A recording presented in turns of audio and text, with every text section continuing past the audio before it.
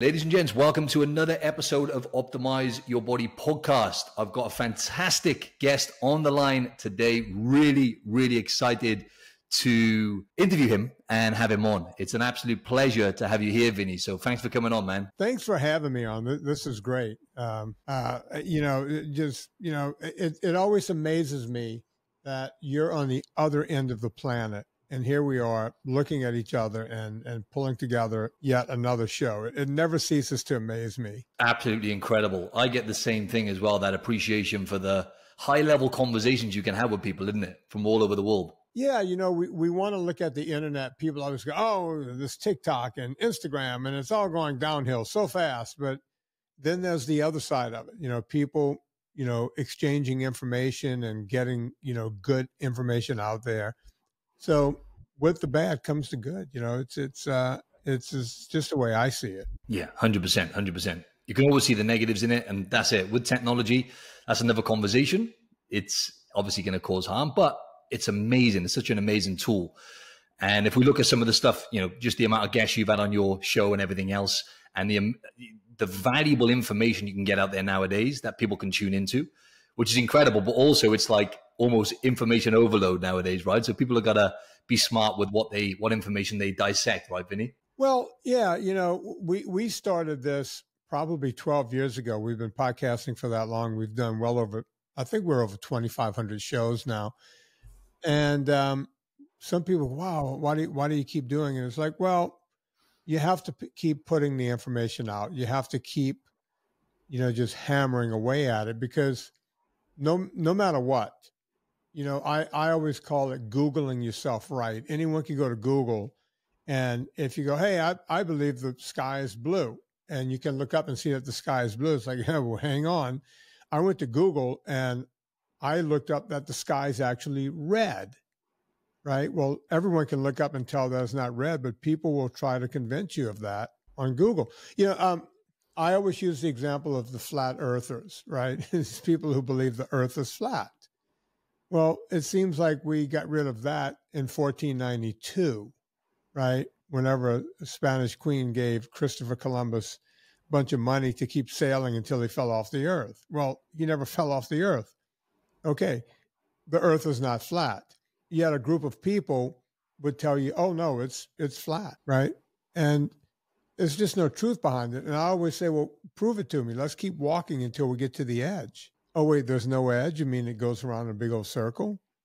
Okay, well, you were wrong. Yet it doesn't stop those people from believing that. So it's really interesting how the computer works and how, good information can be buried by the wrong information. 100%. Yeah, let's get into that. I'd like to talk on that. That's actually a really interesting topic as well to talk on. But I like the analogy as well with the flat earthers, right? That's a great analogy. But yeah, Vinny, I'd love you to introduce yourself to my audience, because there's so many things you've done. America's Angriest Trainer, man. I love that title. That's the best.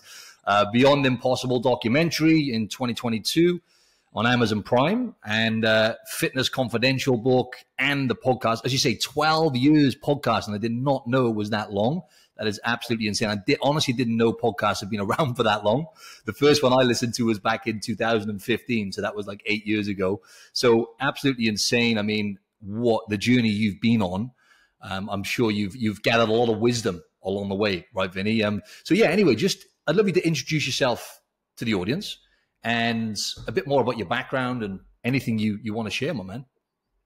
Well, for me, I've been a lifetime, I have a degree in exercise physiology and a degree in nutrition.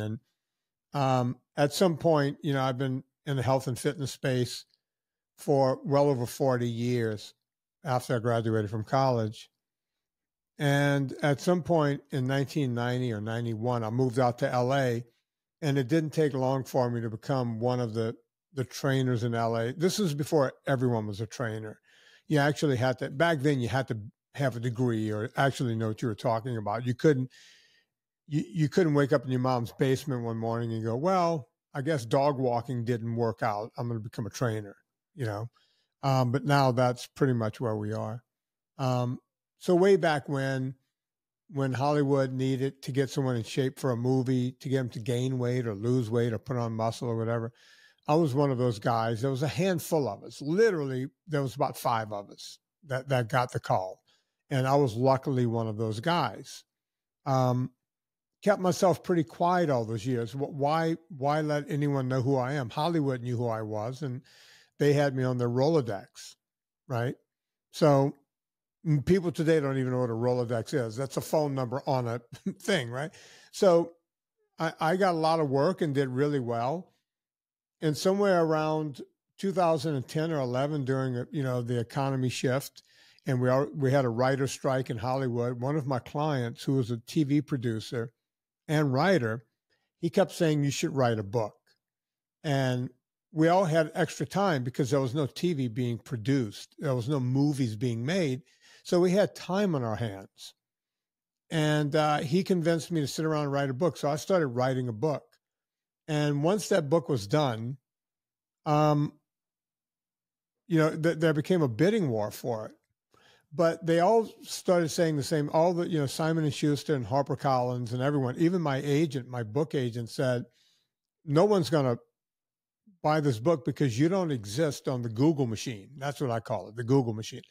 And I was like, yeah, I don't want to be on Google. Why would I be on Google? It's like, well, that's how they sell books nowadays. So, they want you to be on Google.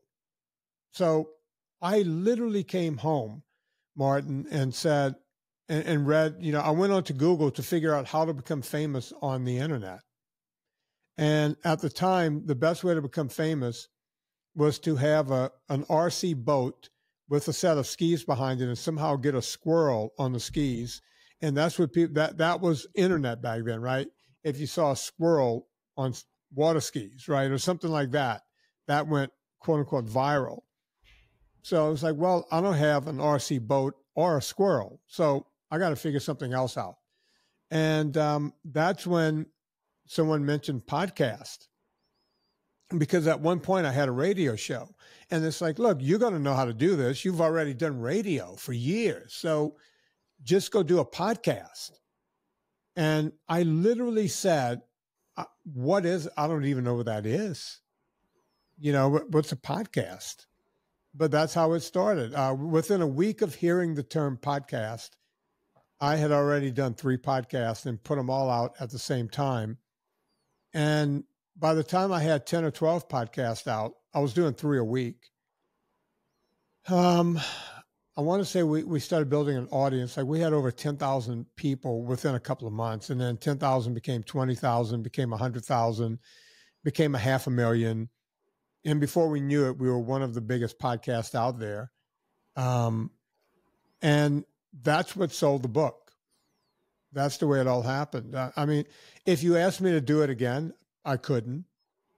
People ask me about that magic all the time. And it's like, if you try to start a podcast today, good luck. There's a 500 gazillion podcasts, right?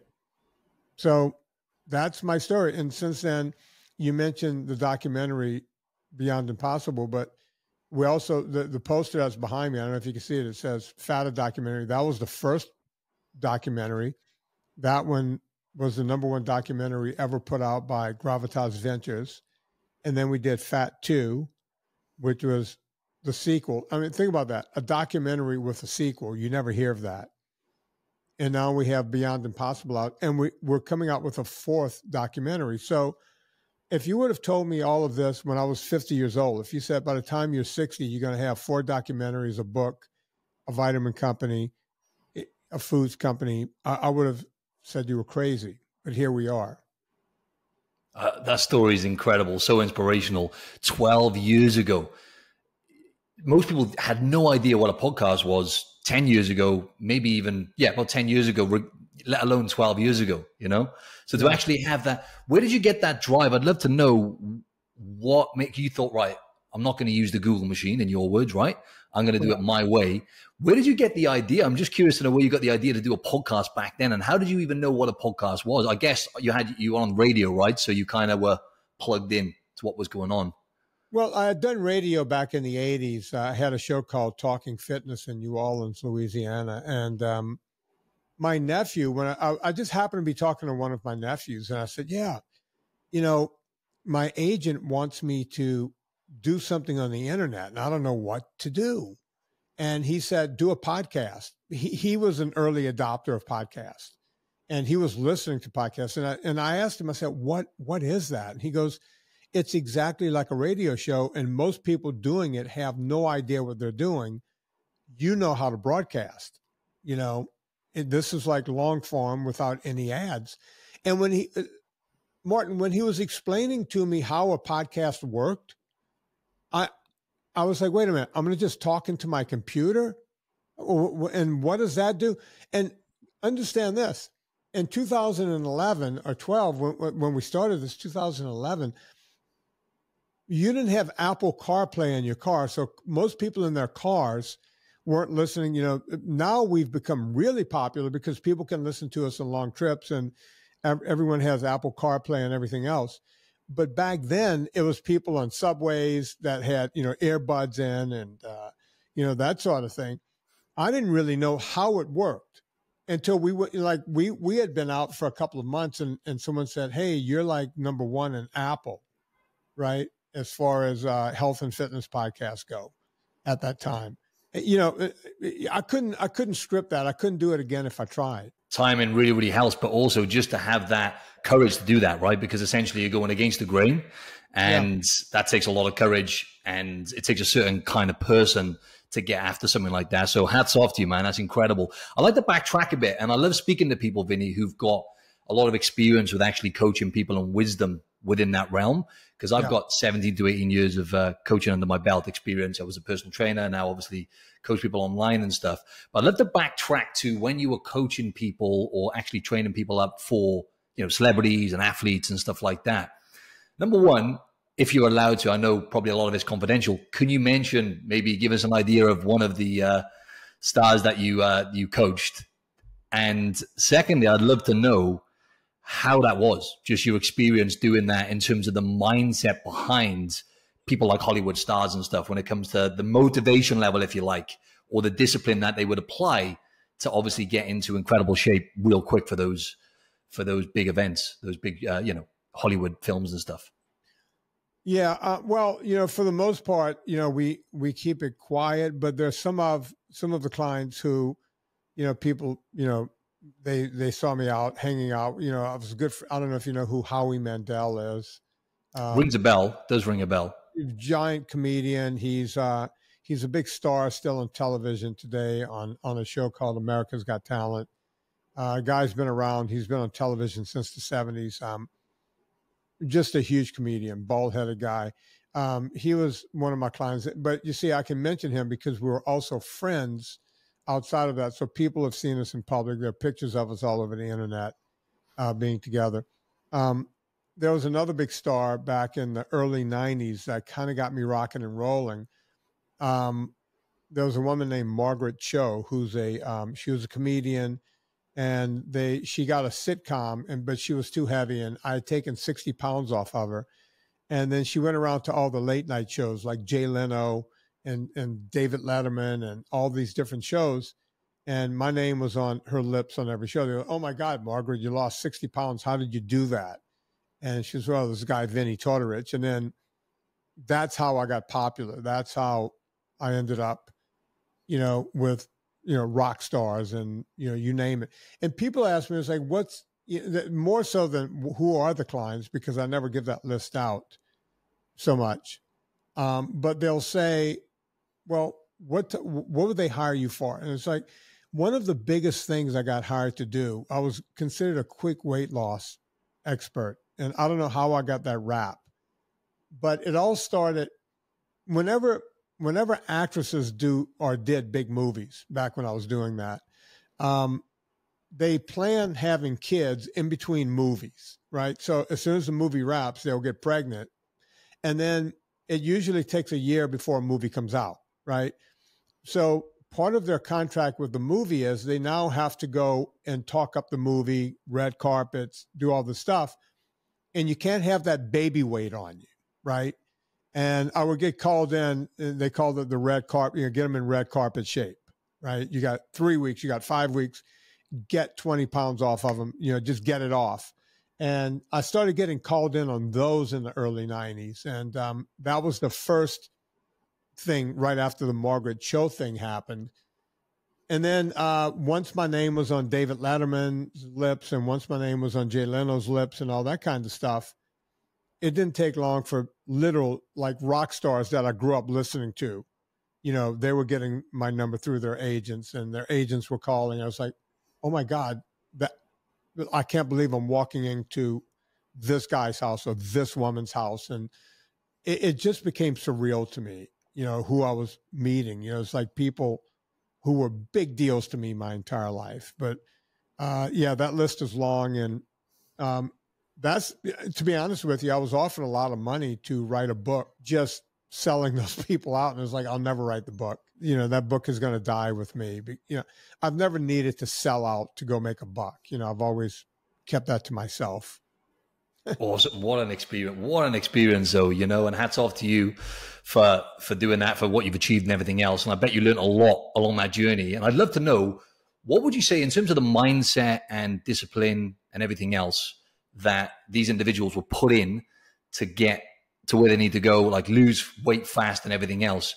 How would you say generally they differ between the difference between them and, say, the average person when it comes to their drive to actually get in shape, in tip-top shape in a short amount of time? Would you say there's any difference there? Was anything like mindset traits or anything that you observed along that way with those people? Yeah. Successful celebrities, the misconception with people, just the general public, they think after celebrities make it, that they just sit back and they eat bonbons and ride around in limos and their life is so perfect and they just helicopter around and do whatever they want. Nothing can be further from the truth. The way people become major celebrities, whether you're, a rock star or, someone who's gracing the movie screens or whatever you're doing, right? These are all type A+ personality people. You know, we want to think that they're soft and, oh, everyone does everything for them. They have assistants and cooks and all the, no, we'll use J-Lo. J-Lo was not a client of mine. J-Lo is the hardest working woman. People go, oh, look, she's beautiful and she's got everything. That woman works her ass off. I know this because I trained the person that lived in the mansion right next door. J-Lo was, you can hear the music over there, and she had a studio, and she was always working on dance moves and this and that and the whole thing. It's always just watching these people go, as pardon my French, balls deep, right? They just nut up and they do it. That's the difference between a type A personality that wants to stay on top and the average person who goes, oh yeah, I'm going to start a diet on Monday and watch what I eat, and I'm going to start working out, and by Wednesday it's all forgotten.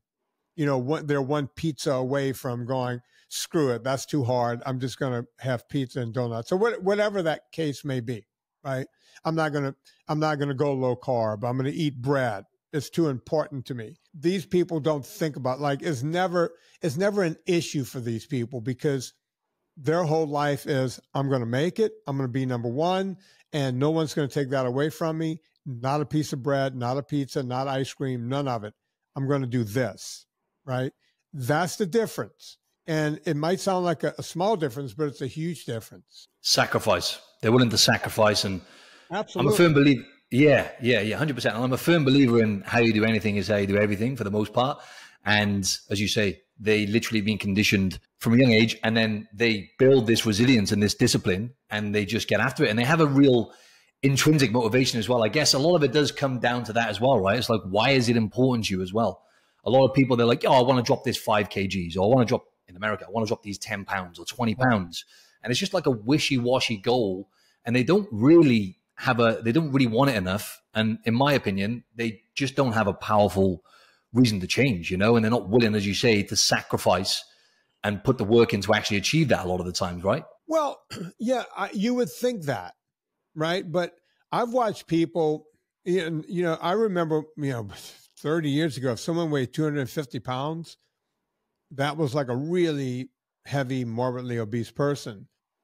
now I'm working with men and women that are 500-600 pounds, right? We've crossed that Rubicon into numbers I never thought I would see in a lifetime. And we've done that, fairly quickly.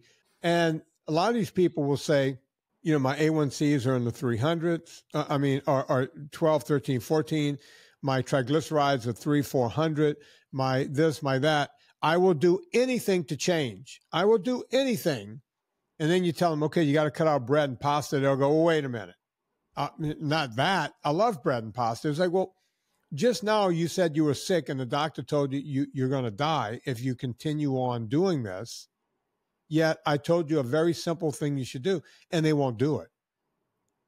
And so you have to say, well, motivation. Well, death, in my opinion, is the greatest motivation, right? If you're staring at death before it's time for you to die, wouldn't you change, Martin? I know I would. 100%, yeah. But some people, like I said, these actors, they want to get another movie.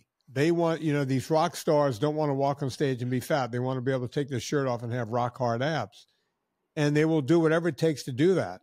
Even after they become big celebrities, some of these rock stars, they're the hardest working people, because once they become celebrities, they can get fat, right? All they have to do is sing and have a great voice. They still want to get on stage, rip their shirts off. Hell, I was watching a Super Bowl last night, and Usher is up there in front of gazillions of people. During his act, he's ripping his shirt off, right? I'm looking at that going, yeah, they want to go, look, I'm a sex symbol. I'm going to rip my shirt off. They want to look a certain way. He could have kept his shirt on and gained 20 pounds, right? He's still Usher, right? He would have been okay. But they want it all, and they want it all the time. And that's the difference between the guy who says, I'll do anything to lose this weight and get my A1Cs down, get my triglycerides down, get rid of this fatty liver disease. And as soon as you say cut out pasta, oh, wait, hang on. Really? You want me to do what? It's crazy. It is 100%. Yeah, you hit a good point there, because people, even when they're faced with death, it's not enough for some people, as you say, the sacrifice and cutting out those ultra processed foods, which is something I want to really touch on. I'd like to just kind of shift gears into the fat documentary. Sorry for not including that at the start there. I got a bit excited with the other one, then the Impossible documentary, and skip that one. That's really important to include those two, actually. Talk us through the inspiration behind your first documentary, Vinny. I'd love to know what the inspiration was and what value you wanted to add by bringing that documentary out, because it looks like it's helped a hell of a lot of people, I was not inspired whatsoever. I'm going to just be honest. That was no inspiration. People kept saying to me, you need to do, because every time these vegan documentaries came out, like What the Health and all this kind of stuff, people, you need to do, they're lying. You need to do a lie in the other direction. It's like, well, I'm not going to lie. That's number one. So if you want me to put out propaganda and lies, I'm not going to do it. And then someone came to me, and I kept saying, why do you guys want me to do this? And it's like, well, you're kind of one of the original voices of this whole low carb thing, and you have a big audience, and you can speak on camera and all this kind of stuff. And I think it more so had to do with my proximity to Hollywood. They're like, people, cameramen and directors, and it's like, people. I mean, we live out in the Midwest, right? So I think that had a lot to do with everyone wanting me to do it. And then someone came to me with a lot of money, and they were like, all right, we can do this documentary. But then they wanted me to do some of that lie and propaganda stuff, like make up BS. And I just wasn't, and I told them no, and then someone else came to me, a guy named Peter Pardini, who had just put a documentary out about the band Chicago. And it won all these awards and the whole thing. And he had been doing my low carb, my NSNG protocol, and lost a lot of weight. And he came to me and said, hey, man, you should do a documentary. I said, Peter, I'm not about to put my own money behind a documentary. My understanding is it'll cost several $100,000s, and I'll probably lose all of that money. And he said, dude, why don't you just crowdfund it? And I was like, who's going to give me money on crowdfunding? And he says, you would be surprised. And The only reason I crowdfunded this, the first movie, was because I was certain nobody would give me any money, and then Peter would go away, and then it would be over with. I wouldn't have to do anything. So we were trying to get $150,000, and I just thought that was a joke. I didn't think anybody was going to give me $1, much less 150 grand. But we ran a campaign for like 40 days, and it turns out we did not get $150,000. We ended up getting $250,000. So we got a lot more than we thought we would get. And then I went, well, hell, I guess I got to do a documentary. So we did. I ended up putting, a lot of my own money behind it on top of the $250,000, just to get it finished. And the money I put into it, I just assumed I'd never see it again. But as it turns out, the documentary ended up becoming a big success. And not only did I get my money back, but I got the whole $250,000 back plus more. So I weirdly didn't feel like I deserved that money because it wasn't my money to begin with, right? And I was trying to explain, I remember that year paying taxes, I was trying to explain to the government, I got this money through donations, and they were like, how's that again? Yeah, it was weird, but now I had all of this money that came back to me. And I told my wife, I said, I don't feel like this is my money, and I don't have a way to disperse it back to all the people who gave it to me. So I'm just going to put out another documentary. We still had all this other stuff. So we did Fat 2. So I went, okay, now the money's gone. I don't have to worry about it. Well, the money came back again, right? Fat 2 became a big deal. So the money came back. And I went, shit, now I have to do it. So I did. I keep looking to lose the money, but I've been playing with the same house money since the beginning. Every time I do a documentary, it seems the money comes back, and then I just do another documentary. But money comes as a byproduct of you putting good stuff out there, right? And again, having the courage, go against that propaganda machine and everything else. And I'm so glad that you did, my man. It was 2019, right? The first one was released, Fat. Yeah, that sounds about right. It was before the pandemic. We put the second one out in the second year of the pandemic. And basically what we did was we took all of the footage that we didn't use in the first one to create the second documentary. Because which was only 2 years later, wasn't it? Yeah. And it was all the same actors, actors meaning, Nina Teicholz and Gary Taubes, because one of the comments we got was, man, I wish we could have seen more of these people. It's like, well, hey, I have the rest of all the footage. Let me turn that into a documentary. And we just told a bigger story in the second documentary, which some people will tell you was better than the first one. Now, it never made the kind of money the first one made, but it did very well. And it did well enough that we did Beyond Impossible, which Beyond Impossible, have you seen that movie, Martin? Have you seen Beyond Impossible? No, full transparency, I saw some snippets of it, but I didn't watch the whole thing. The truth is stranger than fiction in that thing. People write me all the time. It's like, wow, I had no idea. I've had people in government write me and go, and I'm talking not just state government. I'm talking the national government. I won't say who they were, what they were, but I've had, senators and representatives write to me and go, I had no idea, and I'm in the Senate. I had no idea, and I'm a representative. That, all of this stuff where they're blaming global warming on cow farts, right? Yet they're making meat in a lab that's spewing CO2 carbons into the air. And, I get some of the top, scientists in the world, like Dr. Mittlerner from UC Davis and Dr. Frederick Lacroix out of, I want to say he's out of Germany or France, one of those two.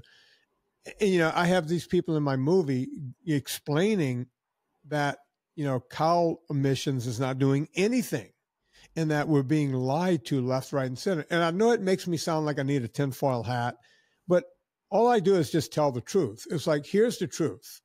You've been sold a bill of goods. Here's the truth.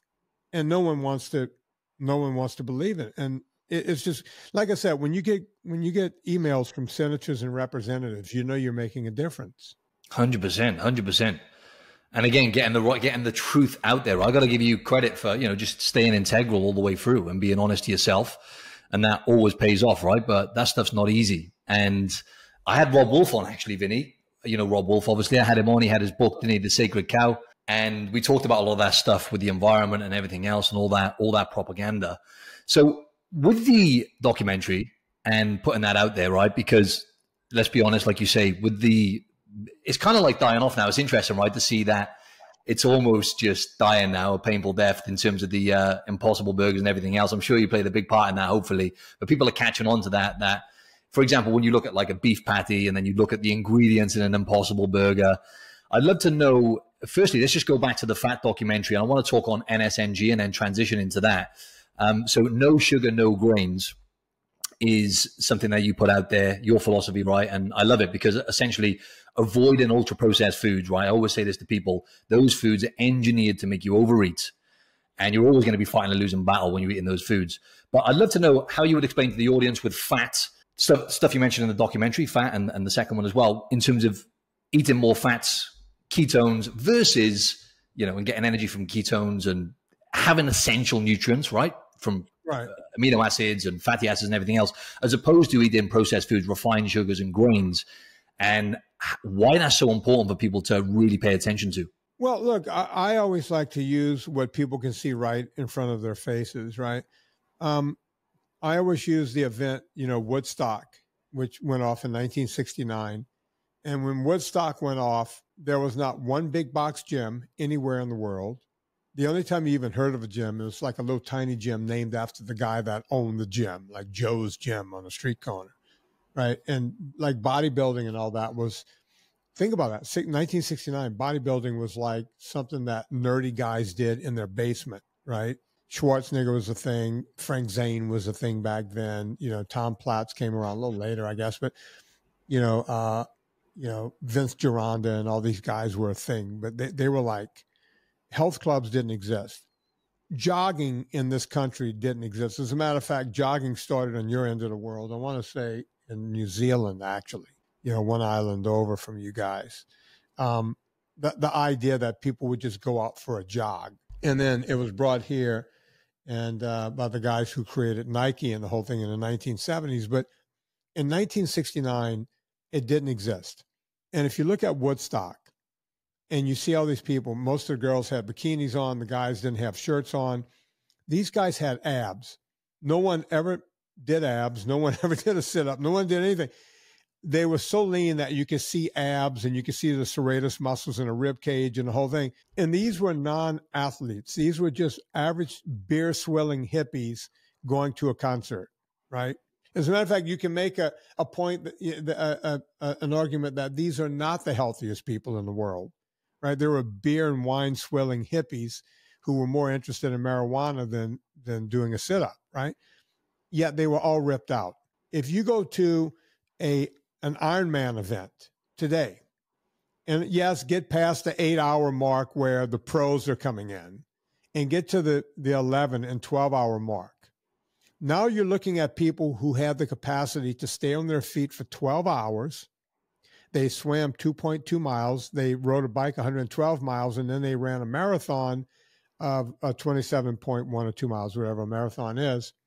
Yet most of them have some weight to lose. As a matter of fact, you'll see morbidly obese people crossing that finish line at the 15 and 16-hour mark. With all of that exercise and all of that nutrition that they got over the past year or two to get to that Ironman, they don't look anywhere near as good as a beer-swilling hippie in 1969. You don't have to look any further than that. And then you go, well, what's happened between now and then? Well, for one, we started eating more processed foods in the 60s. By the 70s, there was even more processed foods. By 1978, I talked about this in Fat, a documentary, the McGovern Committee concluded and decided that carbohydrates were the best way to eat, and we shouldn't eat as much fat, and we should limit animal protein. And then we put together a pyramid that we stole from Switzerland or Sweden or one of those countries. And on the base of the pyramid, we said it's all grains, all sugar, The middle part is more carbohydrates. And then if you have any time left in your day, you can have a little piece of cheese and meat at the top. As a matter of fact, dairy used to be in its own circle outside of the pyramid. Most people don't remember that. And that's the way they wanted us to eat. And it didn't take any time. By the time 1980, 81, 82 came around, people were already getting fat. And since we went on this campaign that if you don't eat fat, you can't get fat, that's when these companies started putting more processed junk out there. You know, when you look at it, Oreos, oh, eat all the Oreos you want. You can't get fat, right? Well, that's ridiculous. It's just ridiculous. Good luck with that, isn't it? Eating those kind of foods, you're always going to overeat. They're engineered to make you overeat, and that's playing the biggest part, right? Let's be honest, in everything that's going on with the obesity epidemic. And obviously there's other factors, but that's the main driver, really. And I had our friend, Dr. Anthony Chafee on, actually, and he was talking about, obviously, what you touched on there with the corruption. Was it back in the 60s or 70s? Harvard University students paid a certain amount, essentially to lie about, wasn't it like $50,000 to kind of put some false information out there relating to what you just said then, fat, saturated fat causing heart disease. And then obviously you can just see that climb in chronic illness, obesity, and heart disease just creeping up from, funny enough, the time that you mentioned then in the late 60s and 70s, right? Yeah, you know, I tell people that I get sent stuff all the time, you know, articles. And if it says anything to do with Harvard Health Department, you know, that's Walter Willett. If it anything to do with Cleveland Clinic or the Minnesota University, these universities have been lying about this. Tufts is another one.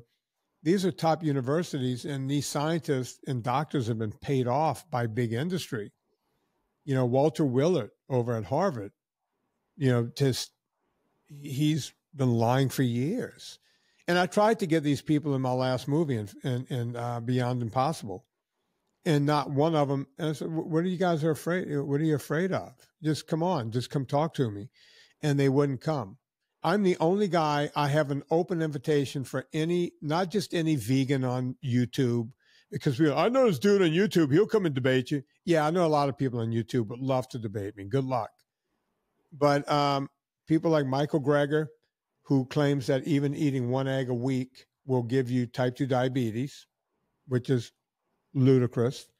Walter Willett, they've all been invited to come on my podcast. They've all been invited to come to my movies and talk freely in my movies. I'm not going to cook their information. I'm going to just put it out there. I want to hear what they have to say.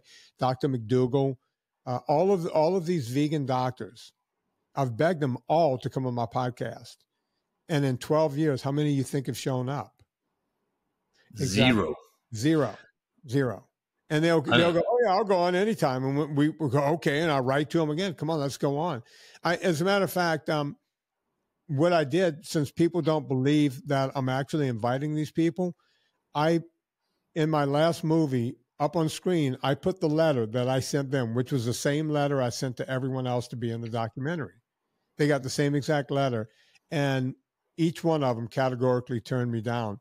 One of them, I think it was Michael Greger, who said, you have to be of a certain size for me to even consider coming on any show that you have. It's like, well, I have 2 best-selling documentaries and I have, you know, a hit podcast. I beat all the numbers that he said he needed. And then he said, yeah, I'm sorry, I can't do it. I'm busy that day. And I went back through my emails. I was like, wait a minute. I didn't give him a day. I didn't say which day we were doing this. I just asked him to be in my movie. He says, no, I'm busy that day. And that's basically what I got from all of them, except for McDougall, who started yelling at my assistant, which was crazy. Yeah. It's funny, though, because it didn't surprise me at all. When I saw your video, you were like, look, we wanted to get some experts on, some quote-unquote vegan experts on to the documentary. We really did, but we couldn't because they weren't willing to. And why do you think they were avoiding it then? Why do you think they kept making excuses? Because they know I'm going to expose their lies. You know, that's the only, and every one of them that I've invited onto my podcast, I've said, hey, listen, you're welcome to come on, but here's the first question. If you are eating a vegan diet and we did not have a way to come up with exogenous vitamins, how would you get vitamin B12 on that diet? And no one can answer that question correctly. The only way you get B vitamins if you're not taking an exogenous vitamin pill is to, in fact, eat animal protein. And they can't answer that question, so they won't come on. They know. I tell them what the questions are going to be. These are the questions I will ask you. I'm not going to try to railroad you. I'm telling you ahead of time, come up with your answers. Of course, I know what their answers are, right? We don't need as much B12 as you think. We get it from dirt because, everyone likes to eat dirt. They have all kinds of wacky things they say. Thing is, it's kind of common sense as well, though. Anything that you have to take supplements, you can eat this way, but you have to take supplementation. And even then, you're not going to get anywhere near what you need in terms of bioavailable nutrients and everything else that you would get from simply eating animal protein sources, right? Animal-based foods. Right. So, and the impossible, let's talk about that, though. I'd love to just touch on, again, not necessarily inspiration is the right word, but what was it off the back of, obviously, Fat 2, and then, obviously, you released this in 2022, right, was the Beyond Impossible. And I'd love to know, because there's a lot of, and they're still going, Vinny, still giving it a good crack, aren't they, with that new one that came out? What was it? You Are What You Eat, or something like that. Wasn't that the same, the new one that came out, wasn't that the same producers as what was the other one, was it the same? It's always the same people. And they use the same doctors and the same thing. And that thing has been debunked 5 ways to Sunday also, right? But a couple of things. You asked about the inspiration. Whenever I started seeing all this Beyond Meat and Impossible Burger, and I was at a food show because I own a food company. So I was at this food show, like the biggest one in the United States. And everything was chicken reimagined, fish reimagined, beef reimagined, right? And it was all some kind of, and I would go around to these booths and just look at what they had. And it's like, well, wow. I always use the Oreo cookies. I would say, well, an Oreo cookie is actually healthier than what they're calling a health food, a healthier version of meat or chicken or fish. And, I was like, well, and then I started thinking about the environment, because every one of those booths says, not only is it good for you, but it's good for the environment. They talk about this as if it's a fait accompli. And I was like, wait a minute, you got to make this in the lab and then you have to manufacture it. So I just started looking into Beyond Meat and Impossible Burgers. And most of those ingredients come out of China. So they have to spew CO2 carbons into the air to make all of this fake, just the raw products in China. And then they have to get it to the United States. So some kind of locomotion has to happen to get all of that product here. Either you put it on a plane or a ship or something, right? And then you have to truck it in here. So again, more CO2 carbons into the atmosphere just to get it here. And then when you get it here, we have to make the product. More CO2 carbons into the air. And at the same time, you look at ruminants, cows and, pigs, and I guess, Bambi and everything else, that's all ruminants. And, okay, these animals have been here for eons, for just eternities, right? And now all of a sudden we're blaming ruminants, and not just any ruminant, because they're not blaming Bambi, they're blaming just cows. Well, we used to have a lot more buffalo in this country, and I'm sure, you've had other guests talk about that. We've killed off most of the buffalo population except for the ones we're now raising. We have more ruminants back then. But now all of a sudden the ruminants are ruining the planet. Has anyone looked at the automobiles and what's going on in India and everywhere else around the world? Because I've been to India. The place looks like soot, right? It's just, there's burning, spewing crap all the time, right? But no one thinks about that. We just look at what we're doing and the fact that a cow just burped. It literally made no sense. And I just started going down that rabbit hole. And before I knew it, the truth became stranger than fiction. And here we are. What was your biggest takeaways, Vinny, from creating that documentary? I'd love to know what you took away from that whole experience and how you've managed to digest all of the corruption from all the propaganda over in the vegan world there. Because it's a lot, right? It's a lot to take in and a lot of pushback you must have had along the way as well. Yeah, I just take it all in stride. I know that I'm one of the most hated people around. Um, you know, you're doing something right when people are hating on you.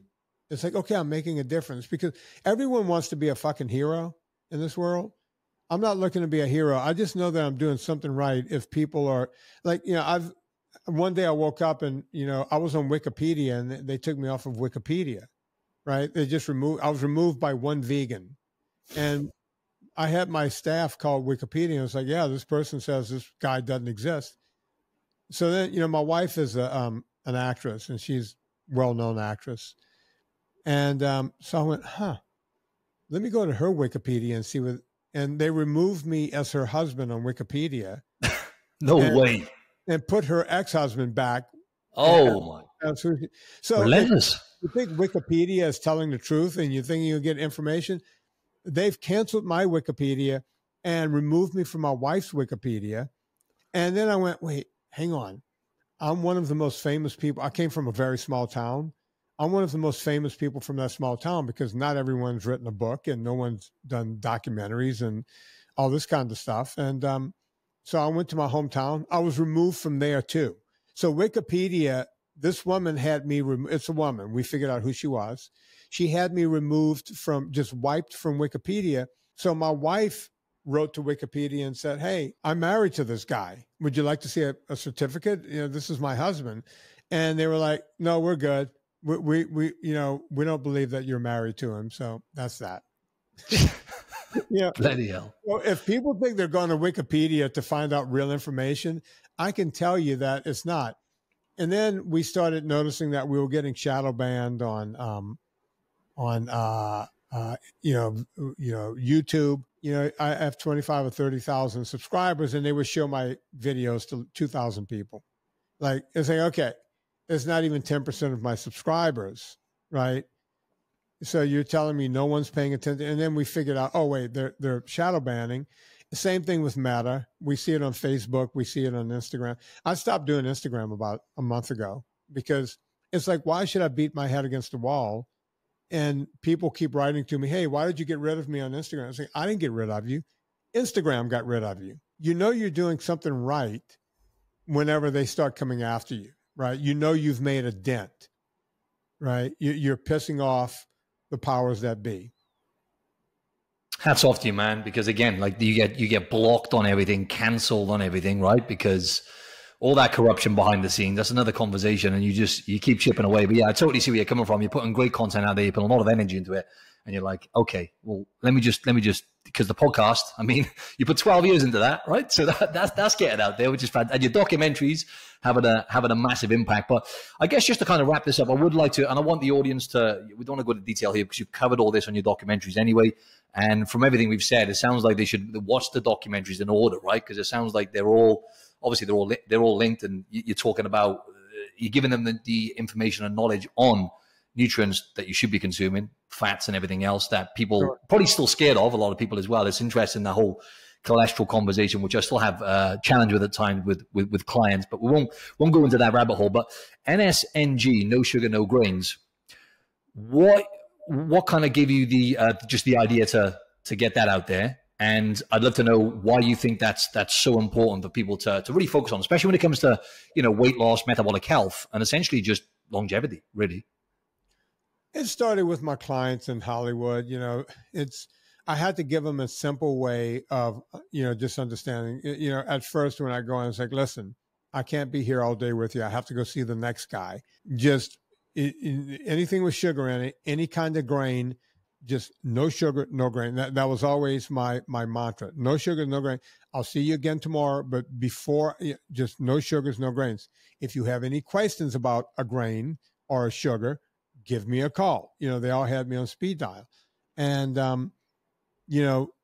that just became my mantra around Hollywood. And that's when, Dean Lowry, writer, producer, many shows, like Arrested Development and all this, he goes, man, you need to take this no sugars, no grains thing to the world. And that's when we did the book and put it out. And then of course I had to trademark NSNG because, it's mine. And here we are. It's that simple. You cut out sugars and grains. You're cutting out by a large part, a lot of carbohydrates. And people go, what about fruit? Well, it's sugar.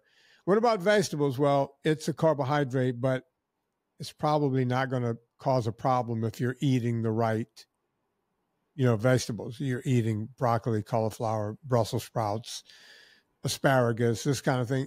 There's a lot of fiber, a lot of water in it. You're good, right? Carbohydrates are not needed to sustain any kind of human life. It's just not needed. But if you get a few carbs here and there in your vegetables, and as far as fruit goes, avocados and, I guess olives are fine because they're very low glycemic. And if you want something sweet on occasions, berries are low glycemic, but that's about it. It's so simple. It's almost stupid, right? 100%. But that's why I came up with that mantra and been yelling it for 35 years. Love it. And the grains and the refined sugars and the combination of the high, palatability in those foods just gets people addicted, right? So literally, you mentioned yourself about, because you get this kind of camp of people saying, sugar's not addictive, and it shows people eating a teaspoon of sugar kind of thing. You would never eat a teaspoon of white sugar on its own. You have it trying to justify it. But would you say sugar is addictive, right? What's your thoughts on that? 'Cause I saw one of your videos. Oh, I know it's addictive. People don't get to 500 and 600 pounds without an addiction to it, right? No one says after you eat a 12-ounce steak, bring me another sizzling 12-ounce steak. But if I gave you a bag of Doritos and you ate all those carbs, you will lick out the bag and go find something else, because now you're on that carb train and your body wants more and more. Your brain just keep I need to be lit up. Just keep lighting me up. And it's because of hormones that are released. And that's a whole podcast for another day. But, ghrelin and leptin and cortisol and insulin and all of it just conspires to make you want to eat more of it. And you never feel full. That's 100%. It's funny because it's the same story. We just deliver it in different ways, don't we, Vinny, right? We always talk about the same stuff. Avoid ultra-processed foods, vegetable oils, all those kind of things, which are designed to make you overeat. And then all the other stuff that comes with eating those foods, like you mentioned, hormone, gut health, all those kind of things. And if you can eat single ingredient foods primarily, as you say, carbohydrates, I always say this as well, carbohydrates you can live without. If you have deficiencies in certain fats and proteins, amino acids and fatty acids, from the essential nutrients, that can be extremely nasty, right? So you don't need them to survive, carbohydrates, right? But as you say, every now and then bringing them in, providing it's from single ingredient carbs, and as you say, low glycemic index, then generally that's going to be fine for most people. So just to wrap it up, what are the fundamentals you would say for people to focus on? Again, I want people to watch your documentaries, but what would you say the fundamentals people should focus on really when it comes to nutrition? Just, you kind of touched on it then, but what should people focus on to, if they want to lose weight and just live longer and perform better, Well, the first thing you have to do is, get your liver. You need to get everything moving in the right direction. So, and again, I sound like a broken record, but I tell people, just go hardcore for 30 days of just cutting out all carbs, get your body moving in the right direction, start moving north and south, right? You just want to head down the road. You just want to get there. And Atkins used to talk about a 2-week induction period. I tell people, go 30 days, get that sugar out of your brain, learn to eat fats, saturated fats, things like coconut oil, things like, red meat and fish. Start enjoying real food and get back to what we know. And then if you want to start throwing in some vegetables, knock yourself out. It's that simple. I wish I could tell you it's more complex than that. No, I love it. I love it. Simple is the best way. And that is the truth. It's not complicated, but you have to, like we said earlier, you have to be willing to do the work. And essentially those foods we're talking about, the ultra processed foods, they literally hijack people's brains, right? And I've been there before in my bodybuilding days and won't go into that conversation. But look, Vinny, really appreciate your time, man. There was so much gold in that episode. And we're going to cover this in the show notes, add it to the show notes. I'd love to know the best places for the audience to find you or anything you want to mention here. Easy. You could go, and it's not easy. Go to VinnieTortorich.com, VINNIE, T as in Tom, O-R, T as in Tom again, O-R-I-C-H. VinnieTortorich.com. We have a VIP group there. We have you can get the PDF, which more people have lost more weight. We've had hundreds of thousands of people lose millions and millions of pounds just going to getting the PDF and just looking at that and just reading it. You don't have to get my books. You don't have to watch my documentaries or anything else. But if you go there, you'll see everything else there, and you can pick and choose what you want and then go from there. Thanks, Vinny. It was great to chat to you, my man. You too, Martin. Thanks for having me.